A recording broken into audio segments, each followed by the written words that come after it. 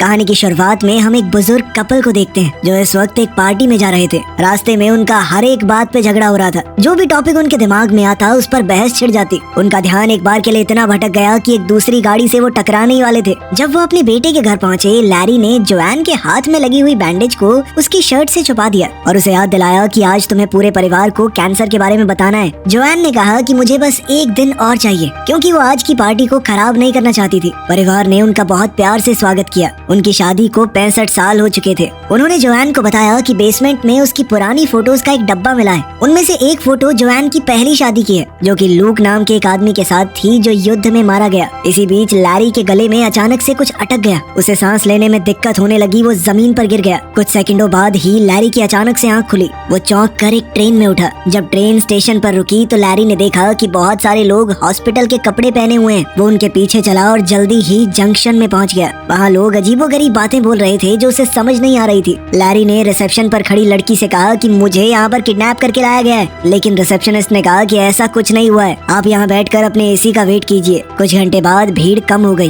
और लैरी कुर्सियों पर ही सो गया था। तब एना आई और लैरी का नाम पुकारा। उसने बताया कि मैं तुम्हारी एसी हूँ, मतलब आफ्टर लाइफ कोऑर्डिनेटर। इसका मतलब साफ था कि लैरी मर चुका है और अब एना का काम है उसे सही जगह पर पहुँचाना। लैरी अभी भी इस बात को समझ नहीं पा रहा था कि वो मर चुका है। तभी एना ने लैरी को शीशा दिखाया। लैरी ये देखकर हैरान हो गया कि वो फिर से जवान हो गया है। एना ने बताया कि जब लोग जंक्शन पहुंचते हैं तो उनका शरीर वो वाला रूप ले लेता है जब वो अपनी जिंदगी में सबसे ज्यादा खुश थे। जब एना उसे बिल्डिंग दिखा रही थी तो लैरी बार बार बोलने लगा कि मुझे अपनी पत्नी के पास जाना है। परेशान होकर एना ने उसे एक चमाट दिया ताकि वो रोना धोना बंद करे। मरने के बाद भी रो रहा है, तू पागल है क्या? उसने ये भी बताया कि ये कोई स्वर्ग या नर्क नहीं है, ये बस थोड़े दिन का स्टॉप है जिसे तुम बदल नहीं सकते। एक बार चुन लिया तो चुन लिया। तभी एक अलार्म बजा और लैरी ने देखा कि सिक्योरिटी एक आदमी को पकड़ रही है। एना ने लैरी से कहा कि ये लाल दरवाजे से भाग कर आया होगा, तुम कभी ऐसा मत करना, ठीक है? फिर एना उसे टेम्परेरी रूम में ले गई और उसे अलग अलग धर्मों के हिसाब से आगे की दुनिया दिखाई। लैरी को इस कमरे में 7 दिन तक रहने को मिलेगा, जब तक वो अपनी आगे की जिंदगी को चुन नहीं लेता।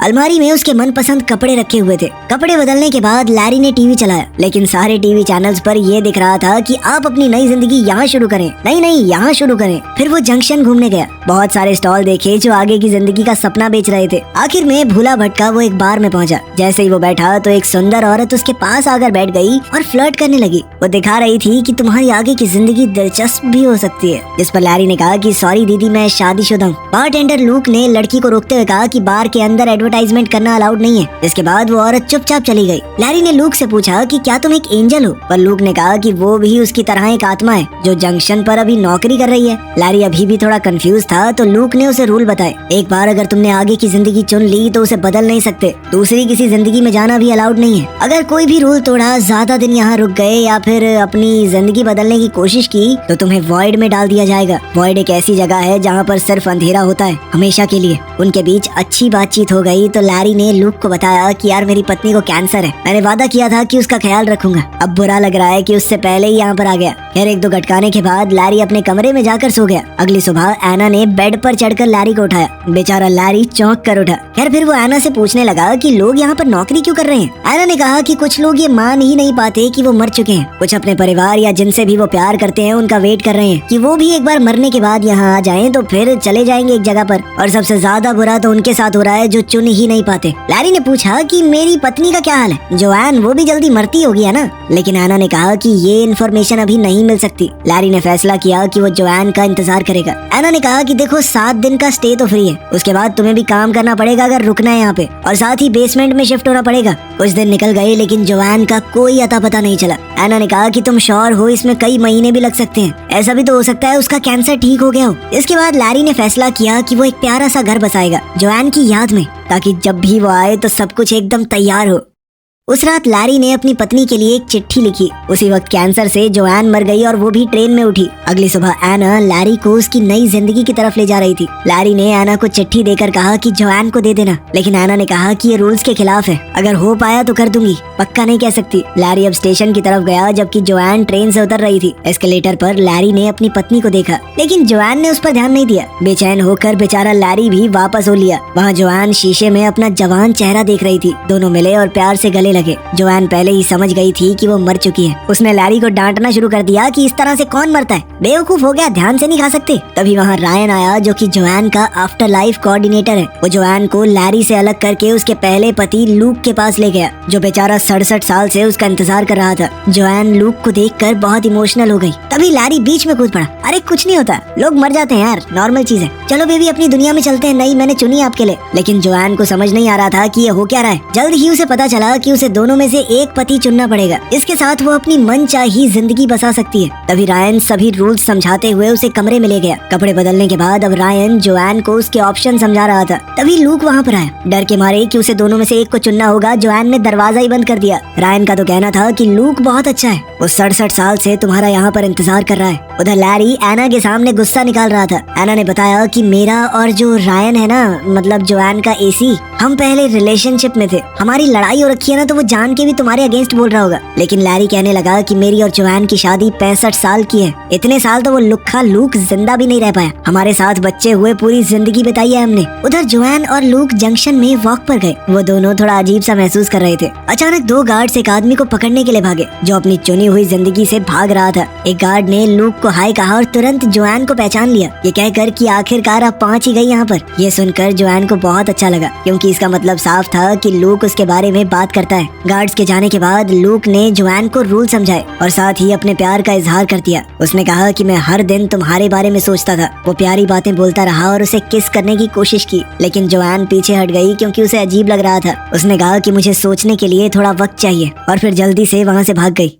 कुछ ही मिनटों बाद लैरी जोआन के कमरे में घुस गया, बहुत सारे आगे की जिंदगी के ऑप्शन लेकर। जोआन घबरा गई और लैरी पर चिल्लाने लगी। उसने उसे भी वही जवाब दिया कि मुझे अभी थोड़ा वक्त चाहिए सोचने के लिए। वो कहने लगी कि पिछले कुछ दिन मेरे बहुत भारी थे, तुम्हारी मौत के बाद पता है मेरी बेस्ट फ्रेंड की भी मौत हो गई। इस बात से लैरी थोड़ा खुश हुआ, क्योंकि वो वैसे भी उसे खास पसंद नहीं थी। लैरी को याद आया कि स्क्वाट करने से जोआन हमेशा शांत हो जाती थी। बुजुर्ग होने के बाद से जोआन स्क्वाट नहीं कर पा रही थी, इसीलिए अब जवान होकर दोबारा से शरीर में ताकत महसूस करके उसे बहुत अच्छा लगा। उधर लैरी फिर से कुछ खा रहा था और उसका गले में दोबारा से खाना अटक गया। इस बात से जोआन अचानक घबरा गई, लेकिन लैरी हंसने लगा कि मर तो चुका हूँ, मजाक कर रहा था मैं बस। इसके बाद लैरी आराम से बेड पे लेट के रिलैक्स करने लगा, लेकिन जोआन ने उसे लात मार के बाहर निकाल दिया, जिसके बाद उस बेचारे को अपने बेसमेंट वाले कमरे में जाना पड़ा। लेकिन वापस जाते हुए लैरी ने एक बोर्ड देखा जिसके ऊपर मरे हुए सिंगर डीन मार्टिन के शो का प्रमोशन था। जोआन को वो सिंगर बहुत ज्यादा पसंद है, इसलिए लैरी ने एना से शो अरेंज करने को कहा। जब लैरी अपने नए रूम में पहुंचा तो ये देखकर चौंक गया कि कितना छोटा कमरा दिया है उसे। अगली सुबह लैरी जोआन को वेटिंग एरिया में ले गया। वहाँ एना उस सिंगर को गाने के लिए ले आई और खुद पियानो बजा रही थी, लेकिन वो आदमी अजीबोगरीब बर्ताव करने लगा, सीढ़ियों से भी गिर गया। तब उन्हें समझ आया कि ये कोई असली डीन मार्टिन नहीं है, कोई बहरूपिया है, मरने के बाद भी नकल कर रहा है, कितना गंदा आदमी है ये। लूक तुरंत उसके पास आया, उसे खींचकर अपने साथ ले गया और एक मुक्का दे मारा। फिर रायन की मदद से लूक ने जोआन को फूल देने की कोशिश की, लेकिन लैरी ने फिर से बीच में बोलना शुरू कर दिया, ये चीटिंग है, फूल फाल कैसे दे रहा तू, मैं दे रहा हूँ कोई गिफ्ट। दोनों आदमी फिर से झगड़ा करने लगे और अब जोआन को बहुत ज्यादा गुस्सा आ रहा था, तो उसने चिल्लाकर दोनों को चुप करवा दिया।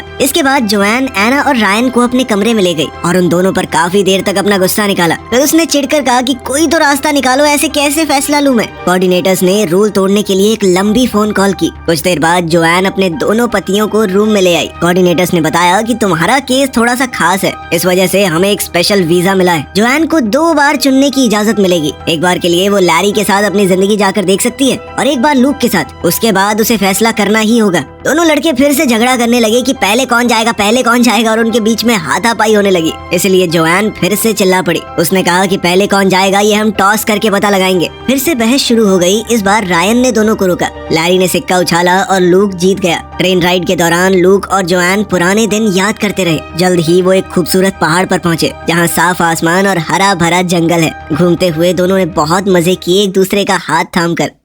शाम को रेस्टोरेंट में डिनर हुआ। जोआन बार बार अपने बच्चों और पोता पोतियों के बारे में बात कर रही थी, जिससे लूक थोड़ा अनकंफर्टेबल हो गया। लूक ने कहा कि मुझे बुरा नहीं लगा, बस ये सोचकर थोड़ा दुख होता है कि तुम्हें ये जिंदगी मैं नहीं दे पाया, पर उसे इस बात की खुशी है कि जोआन ने एक अच्छी जिंदगी जी। जोआन ने कहा कि मैंने कुछ वक्त तक तुम्हारा इंतजार किया था, पर फिर क्या करती, तुम चले गए थे। मरने के बाद कोई लौट कर थोड़ी आता है। फिर लूक जोआन को एक जगह पर ले गया जिसे आर्काइव्स कहते हैं। ये यहाँ पर हर चुनी हुई जिंदगी में होती है, जहाँ आत्माएं अपनी जिंदगी की यादें दोबारा देख सकती हैं। दोनों ने अपने रिश्ते के सारे जरूरी पल देखे। वो पहली मुलाकात, पहली बार एक दूसरे को चूमना, शादी का दिन और जंग पर जाने से पहले का वो आखिरी वादा। जोआन ने आखिरकार फिर से लूक को चूम लिया। उसने बताया कि मैं टूट गई थी तुम्हारे मरने के बाद। यादें आगे चलती रही और लूक ने देखा कि कैसे लैरी ने जोआन को प्रपोज किया। ये देखकर लूक गुस्से में बिल्डिंग से बाहर निकल गया। उसने कहा कि लैरी ने एक दुखी औरत की फीलिंग्स का फायदा उठाया है। मौका देखकर चौका मारा है उसने। जोआन ने समझाने की कोशिश की कि ऐसा कुछ नहीं है, लेकिन लूक ने नहीं सुना। इसी बीच लैरी भड़क रहा था, क्योंकि लूक सबको बताता था कि मैं जंग में मारा गया लड़ते हुए दुश्मन से। अब इस तरह वो खुद को हीरो दिखाएगा तो कोई कैसे लड़े। लैरी को डर था कि कहीं जोआन उसे न चुन ले। इस पर एना ने कहा कि जोआन को याद दिलाना कि वो उससे प्यार क्यों करती थी। लैरी ने कहा कि मुझे तो खुद भी नहीं पता वो क्यों प्यार करती थी मुझसे, लेकिन मैं एक इंसान को जानता हूँ जो शायद बता सकती है। कुछ देर बाद लैरी जोआन की बेस्ट फ्रेंड कैरन से मिला, जो काफी बूढ़ी लग रही थी। कैरन ने बताया कि उसके सबसे ज्यादा खुश दिन तब आए जब उसका पति मर गया, क्योंकि तभी वो खुलकर अपनी जिंदगी जी पाई। खैर कैरन ने बताया कि मुझे तुम शुरुआत में बिल्कुल पसंद नहीं थे, पर धीरे धीरे अच्छे लगने लगे। लैरी ने पूछा कि मुझे घंटा फर्क नहीं पड़ता, तुम बताओ कि जोआन मुझे क्यों पसंद करती है। कैरन ने कहा कि मुझे क्या पता, लेकिन इतना जरूर कह सकती हूँ कि तुमने जोआन को बहुत खुश रखा है। इसके बाद लैरी लूक के कमरे में गया कोई राज ढूंढने के लिए। दीवारों पर निशान है जो दिखाते हैं कि लूक अपनी मौत के बाद हर एक दिन गिन रहा था और अपनी किताब में वो जोआन की ड्राइंग्स बना रहा था। तभी लूक वहाँ आ गया और लैरी पर चिल्लाने लगा कि तूने जोआन के साथ गलत किया है। जब वो दुखी थी तो तूने मौके पर चौका मारा है। दोनों बेकार से लड़ाई में उलझ गए। इसी धक्का मुक्की में लैरी का लेटर उसकी जेब से गिर गया। अब लूक कहने लगा कि जहाँ पर तुमने प्रपोज किया उस जगह को मैं और जोआन अपनी खास जगह मानते थे, तो सीधी सी बात है जोआन वहाँ पर मेरे जाने के बाद अकेला महसूस करेगी। तूने उसी चीज का फायदा उठा के पटा लिया उसे। अगले दिन लैरी जोआन को एक दूसरी जिंदगी दिखाने बीच पर ले गया। वो जिंदगी काफी पॉपुलर थी तो बहुत सारे लोग थे वहाँ पर। वो दोनों बातें करने लगे और एक दूसरे को चूमने ही वाले थे कि तभी एक लड़के ने बॉल से लैरी को मार दिया और फिर मूड खराब करने के लिए कहने लगा तुम्हें पता है मैं कैसे मरा। खैर बाद में दोनों समुद्र में अपनी बोट लेकर गए। लैरी ने जोआन से माफी मांगी कि तुम्हारी मौत के वक्त मैं साथ नहीं था। साथ ही वो इस तरह की बातें मारने लगा कि हमारे बच्चे हमें साथ देखते तो कितने खुश होते। इस पर जोआन कहने लगी कि तुम मेरा दिमाग बदलने की कोशिश कर रहा है ना, चालाक कहीं के, बच्चों की बात किसको बता रहा है। और उनके बीच में फिर से झगड़ा हो गया। अब जोआन कहने लगी कि तुम समझ नहीं पा रहे मेरी सिचुएशन। मैंने अलग अलग वक्त पर तुम दोनों से ही प्यार किया है। तुम दोनों के साथ सारी जिंदगी रहने की कस्में खाई हैं। इस पर लैरी कहने लगा कि अगर मैं लूक की जगह होता तो मैं भी तुम्हारा इंतजार करता। वापस आकर जोआन ने लैरी के साथ अपनी बीती यादें देखना चाहा, पर लैरी ने मना कर दिया। उसका कहना था कि यादों में इंसान खुद को खो सकता है। वो जोआन को इससे बचाना चाहता था। जोआन को लगा कि लैरी डर रहा है कि पता नहीं क्या निकल आएगा। खैर दोनों किनारे पर बैठकर अपनी पहली डेट की बात करने लगे। लैरी ने कहा कि मैं बस तुम्हें हमेशा एक बेहतर जिंदगी देना चाहता था। उधर जंक्शन में लूक को लैरी का वो लेटर मिल गया। उधर जोआन और लैरी अपनी डेट से वापस आए, एक दूसरे को चूमा तो लैरी ने कहा कि मुझे फर्क नहीं पड़ता हम कहाँ पर जाते हैं, बस साथ होने चाहिए। तभी लूक ने लैरी का वो लेटर जोआन को दे दिया। ये पढ़कर जोआन को पता चला कि लैरी तो लगभग चला गया था, बस उसने जाते वक्त उसे देख लिया तो रुक गया। फिर उनके बीच एक और झगड़ा शुरू हो गया। जोआन ने लैरी को सेल्फिश कहकर पुकारा। इस पर लैरी ने कहा तो मैं भी तो तेरी सेकंड चॉइस था, और ये लुक्खा लूक इसने भी बहुत सारी आत्माओं के साथ गुलू गुलू किए। इस पर लूक गुस्से में चिल्लाया कि 67 सालों में 2-4 आत्माओं के साथ गुलू गुलू कर ली तो क्या हुआ, इंतजार तो मैं जोआन का ही कर रहा था ना, आखिर आत्मा की भी कोई नीड्स होती हैं। अब दोनों कहने लगे कि एक बार चुन लो बस, हमें नहीं पता। लेकिन अभी जोआन को और वक्त चाहिए था, इसलिए कोऑर्डिनेटर्स दोनों आत्माओं को वहाँ से ले गए। कैरन थोड़ी देर बाद जोआन के पास एक ड्रिंक लेकर आई और तब जोआन फूट फूट कर रोने लगी। कैरन ने उसे संभाला और उसका ध्यान भटकाने के लिए अलग अलग फन बूथ्स पर लेकर गई। जोआन शराब पीते हुए अपनी हालत बताती रही। तब कैरन ने उसे याद दिलाया कि तुम मर चुकी हो। याद है शादी के बाद क्या बोलते हैं कि मैं तुम्हारा साथ दूंगी जब तक मौत हमें जुदा न करते। मौत ने जुदा कर तो दिया, इतना क्या सोच रही है, अपने हिसाब से जी अपनी जिंदगी को। उधर बार में लैरी और लूक भी काफी ज्यादा पी रहे थे। 4-4 पैग लगाने के बाद उन दोनों के बीच में भी बॉन्ड बनने लगा। वो एक दूसरे की तारीफ करते हुए कहने लगी कि वो लड़की हमारे लायक नहीं है भाई, हम दोनों बहुत बढ़िया इंसान है यार। अगली सुबह जोआन हैंगओवर में पड़ी थी, लेकिन उसने फैसला बना लिया था। उसने अपने दोनों पतियों को बुलाया और कहा कि मैं बहुत खुशकिस्मत हूँ कि तुम दोनों के साथ जिंदगी बिता पाई, लेकिन अब मैं एक को चुनकर दूसरे के लिए बुरी नहीं बन सकती। मुझे हमेशा गिल्ट महसूस होता रहेगा, इसीलिए मैं तुम दोनों को ही नहीं चुनूंगी। मैं अपनी बढ़िया जिंदगी जी रही हूँ, तुम अपनी जियो। बाद में जोआन तैयार हुई और फैसला किया कि वो कैरन के साथ अपनी आगे की जिंदगी बिताएगी। दोनों दोस्त मजे करेंगे। उधर लैरी ने लूक को बताया कि तुम सही थे, मैंने उस जगह पर इसलिए प्रपोज किया था क्योंकि मैं तुम्हारी यादें जोआन के दिमाग से निकाल देना चाहता था। मर भी शायद इसलिए गया क्योंकि तुम्हारी शादी की पिक्चर देख ली थी। इस पर लूक ने भी जवाब दिया कि तूने जोआन के साथ जो जिंदगी जी है उससे मुझे भी बहुत जलन होती है। फिर लैरी को याद आया कि उन सब का शरीर वैसा दिखता है जैसे वो अपनी जिंदगी के सबसे खूबसूरत पलों में दिखते थे। लूक बिल्कुल वैसा दिखता है जब जोआन उससे शादी करने को मान गई थी। लैरी वैसा दिखता है जब जोआन उसके दूसरे बच्चे के साथ प्रेग्नेंट थी।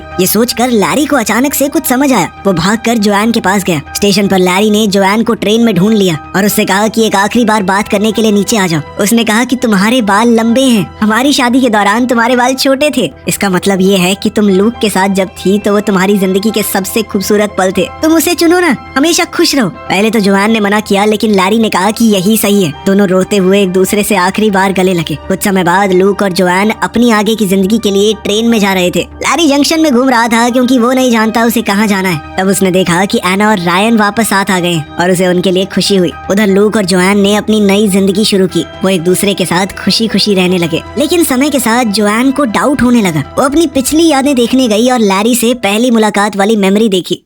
अगले कुछ दिनों तक लूक जोआन को अलग अलग एक्टिविटीज पर ले गया, लेकिन जोआन को कुछ भी अच्छा नहीं लग रहा था। हर रात वो आर्काइव्स में जाकर लैरी के साथ अपनी जिंदगी को देखती। क्लर्क ने कहा कि इतना ज्यादा यादों में रहना सही नहीं होता, आगे बढ़ना जरूरी है। एक रात लूक ने कहा कि कितनी परफेक्ट जिंदगी है ये, लेकिन जोआन के पास कोई जवाब नहीं था। अगली सुबह लूक फिर से किसी हाइक पर जाना चाहता था, लेकिन अब जोआन टूट गई। उसने कहा कि उसने लूक को चुनकर गलती की। इस पर लूक गुस्सा हो गया और चिल्लाने लगा। जोआन ने समझाया कि मैं तुम्हारे साथ सबसे ज्यादा खुश थी क्योंकि वो जवानी का प्यार था, न घर के किराए की टेंशन, न नौकरी की, न बच्चों की। लेकिन प्यार सिर्फ अच्छे पल नहीं होते, उसमें अच्छी बुरी यादें सब होती हैं। उसने कहा कि तुम 67 साल पुरानी जोआन से प्यार करते हो, लेकिन मैं अब बदल चुकी हूँ। जोआन ने फैसला किया कि वो वापस जाने की कोशिश करेगी, चाहे पकड़ी ही क्यों न जाए। वो रोते हुए बोली कि मैं तुमसे प्यार करती थी, लेकिन अब लैरी से करती हूँ। कुछ घंटे बाद जोआन भागने का प्लान बनाते हुए चाकू से दरवाजा खोलने की प्रैक्टिस कर रही थी। तब लूक वापस आया और कहा कि मैं तुम्हारी मदद करूंगा। दोनों आर्काइव्स में गए, वहीं पर वो लाल दरवाजा था। अब लूक क्लर्क के सामने दुखी होने का नाटक करने लगा। भाई मेरी जिंदगी बर्बाद हो गई यार, मैं बहुत परेशान हूँ। जैसे ही गार्ड का ध्यान भटका, जोआन चुपके से अंदर चली गई। लूक भी नॉर्मल क्लाइंट बन के अंदर चला गया। दोनों ने अपनी शादी की यादें देखी और एक आखिरी बार अलविदा कहा। जोआन अपनी मेमोरीज के पीछे जाकर लाल दरवाजे में घुस गई, जो उसे अपने बचपन की यादों के कॉरिडोर में ले गया। अलार्म बजने लगा और गार्ड्स आ गए। जोआन जल्दी से भागकर लूक की मौत वाली मेमोरी के दरवाजे में घुस गई। वॉशिंग मशीन के दरवाजे ने उसे लैरी के साथ झगड़े वाली मेमोरी में गिरा दिया। गार्ड्स पास आ रहे थे। जोआन ने दरवाजे को कुर्सी से ब्लॉक कर दिया और जल्दी से ऊपर भागी,